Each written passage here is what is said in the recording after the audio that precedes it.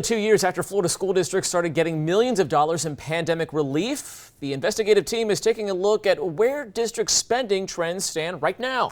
As Katie LaGrone shows us, there are still billions of dollars left in the coffer. She explains why.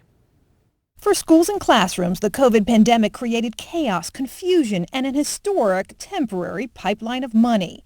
Since 2020, Florida has received nearly $10 billion over 3 rounds of money known as the Elementary and Secondary School Emergency Relief Funds, or ESSER. The latest and largest allocated more than $6.3 billion to help public school districts and students here rebound from the pandemic and any learning loss because of it. Now a closer look shows just how much of that money has been spent so far. According to the state chart, while Florida school districts have spent nearly all the dollars from the first round of ESSER funds, they still have about half of their second pot left and nearly 100% of the final and largest pot. Is that unusual?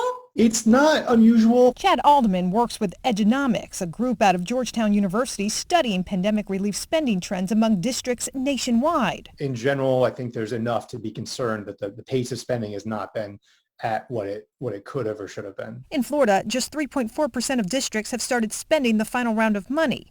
That pace a little lower than the national average. But one reason is likely districts just got access to the money from the state last month. While Congress approved the funds a year ago, Florida was the last state in the country to apply for it. Still, districts say what looks like slow or no spending isn't the case. We keep hearing, oh, school districts, you're not spending your money. I mean, the majority of our expenditures reside in salaries and benefits. In Manatee County, the district appears to be a slow spender with more than half its second round of federal dollars left and all of its third round. We pay people every couple of weeks, so we can only do a draw every couple of weeks. So right now, of course, we're sitting on a lot of money because we still have to pay out through year end. Same in Pinellas County, where despite what appears on paper, a district spokesperson said they've already spent $11 million of their last pot of pandemic cash. It's not a race, and there's not necessarily the right pace for this. But financial analysts caution any sluggish district spending now could result in financial cliffs later. How are districts going to deal with it as we get closer and closer to the 2024 deadline? Are they trying to get the money out the door any way they can? Are they able to spend the money wisely? That's too soon to say. Meantime, a spokesperson from the State Department of Education tells me Florida's spending of these dollars is among the best.